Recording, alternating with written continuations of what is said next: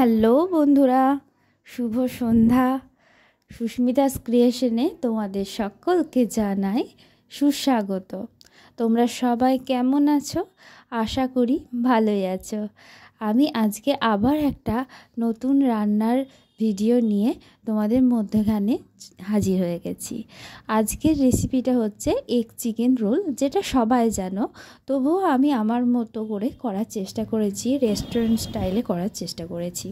তো আমাদের এই যে প্রিপারেশনটা কি লাগছে বানাতে, তো তোমাদের পুরোটা দেখিয়ে নিচ্ছি। প্রথমেই ময়দা আর আটায় মিক্সড করে নিয়েছিলাম। ময়দার পরিমাণটা একটু বেশি ছিল, আটাটা একটু কম ছিল। তারপরে একটু সাদা তেল, একটু চিনি আর একটু নুন দিয়ে ভালো করে ময়দাটা ময়ান করে নিয়েছিলাম। এবার বলি ময়দাতে কেন আমি আটাটা ইউজ করেছি। অনেকেই জানো শুধু ময়দা মাখার পর যখন বেলা হয় তখন সেই ময়দাটা যতই আমি টেনে টেনে বেলি না কেন সেটা আবার ছোট হয়ে আসে। সেটা যাতে না হয় আর ময়দাটা যাতে একটু নরমও হয় আর বেলার পর যাতে ঠিকঠাক মাপে থাকে, তার জন্য আমি একটু ময়দার সঙ্গে আটা মিক্সড করে নিয়েছিলাম। এবার তোমাদের চয়েস, তোমরা না চাইলে আটা নাও ইউজ করতে পারো, তবে আটাটা একটু শরীরের পক্ষে খাওয়াও ভালো, ময়দা থেকে আটার উপকার বেশি। তো তারপরে আমি ময়দাটাকে ভালো করে মেখে নিয়ে এখানে একটু ওপর থেকে সাদা তেল ছড়িয়ে ময়দাটা একটু রেস্ট দিয়ে দিয়েছিলাম। তবে আর একটা কথা বলি, একটু বেকিং পাউডারও তোমরা যারা চাও অল্প পরিমাণে একটু মিক্সড করে নিতে পারো, তাতে ময়দাটা একটু সফট হয়। একদম 1 পিঞ্চ মতো দিলেই হবে। এরপরে ময়দাটা একটু রেস্টে রেখে দিয়েছিলাম আর অন্যান্য প্রিপারেশনের দিকে আমি চলে এসেছি।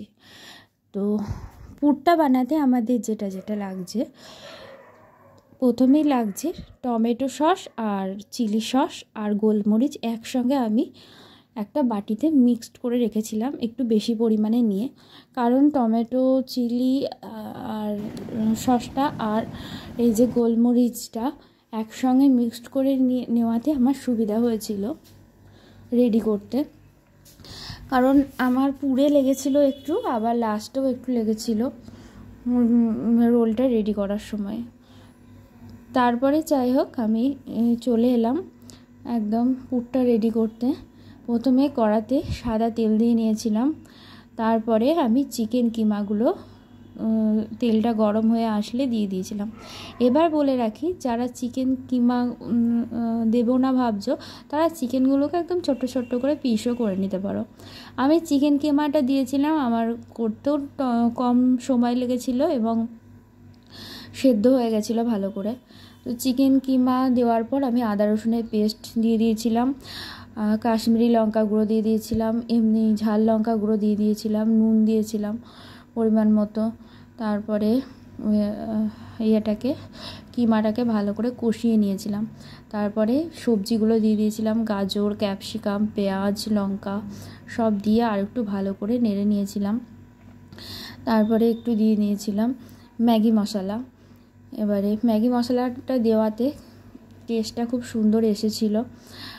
তারপরে দিয়ে নিয়েছিলাম টমেটো সস, চিলি সস, গোলমরিচের গুঁড়ো আর সয়া সস। ওটা চাইলে আগেও দিতে পারো মাংসটা কষার সময়, আবার সবজিটা দেওয়ার পরও দিতে পারো।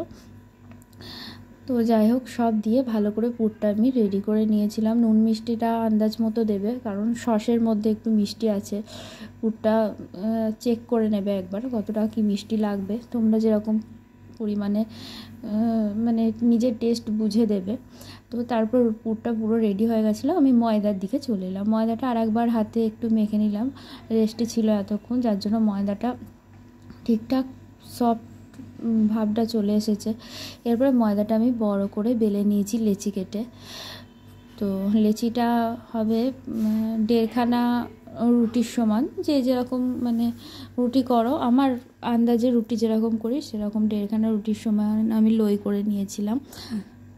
তারপরে গিয়ে আমি ময়দাটা গোল করে বেলে নিয়ে এই যে চাকুর দ্বারা যেভাবে আমি লম্বা লম্বা করে কেটে নিচ্ছি সেইভাবে কেটে নেবে, গ্যাপ যেন বেশি না থাকে, একদম ঘন করে কেটে নেবে। তার উপর দিয়ে ময়দা ছড়িয়ে দিয়েছিলাম আর একটু সাদা তেল ছড়িয়ে আমি সেটাকে আবার হাতের সাহায্যে একদম জড়ো মানে ওই যে লম্বা লম্বা করে কাটা অংশটা একদম এক সাইডে নিয়ে এসে জড়ো করে ওটাকে আবার গোল করে নিয়ে আবার আমি একটু বেলে নিয়েছি।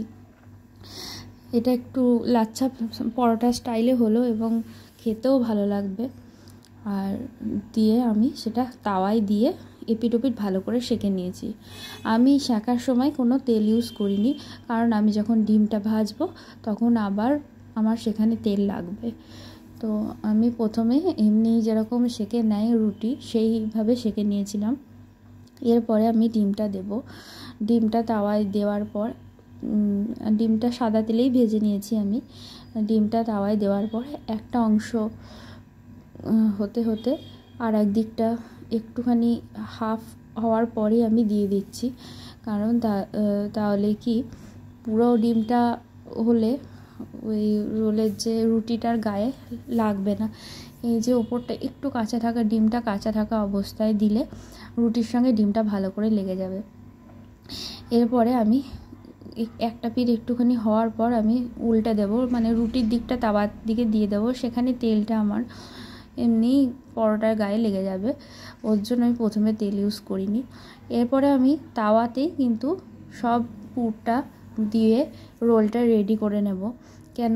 কারণ এই তাওয়াটা গরম আছে। আর আমি এই যে পুরগুলো একটু বেশি করেই ভরে ভরে দিয়েছিলাম। আমি যদি থালার মধ্যে এটা রেডি করতাম তাহলে বারবার রোলটা খুলে যেত। আমি যদি অল্প পরিমাণে নিতাম তাহলে হয়তো অসুবিধা হতো না। যেহেতু আমি বেশি পরিমাণে একটু নিয়েছি সবজি, তারপরে চিকেন কিমাটা, সেজন্য আমি তাওয়াতেই রেডি করে নিয়েছিলাম। এরপরে আমি শসা কুচি, তারপরে লঙ্কা, কাঁচা লঙ্কা দিইনি, যেহেতু পুর রেডি করার সময় কাঁচা লঙ্কা বেশ কয়েকটা আমি দিয়েছি, ওখানেই একটু ঝাল হয়ে গেছে। তোমরা যদি চাও আলাদা করে কাঁচা লঙ্কা কাঁচা পেঁয়াজ অ্যাড করতে পারো। আমি পেঁয়াজ টেয়াজ সব দিয়েই একসঙ্গে অ্যাড করে নিয়েছিলাম। তারপরে লেবু দিয়েছিলাম একটু, আর একটু বিট নুন, আর ওই চিলি সস, টমেটো সস আর গোলমরিচের গুঁড়োটা দিয়ে দিয়েছিলাম। দিয়ে ওই গরম তাওয়ার মধ্যেই রোলটা আমি যেভাবে ভাঁজ করে সেভাবে ভাঁজ করে কিছুক্ষণ রেখেছিলাম। এতে কি রোলটা খুলে যাবে না, কারণ আমি এখানে কোনো পেপার ইউজ করিনি। কারণ খবরের কাগজ যদি দিই তাহলে এই গরমে গরমে দিলে রোলটার গায়ে ওই কাগজের কালিগুলো লেগে যাবে, যেটা খাওয়া স্বাস্থ্যসম্মত না। আর আমার কাছে সাদা বাটার পেপার ছিলও না, যার জন্য আমি রোলগুলো এমনি বাড়িতে ঘরোয়া প্রসেসে করে নিয়েছিলাম। একটু গরম তাওয়ার মধ্যে রাখলে এরকম পুরোপুরি গোল হয়ে ভাজ হয়ে যাবে।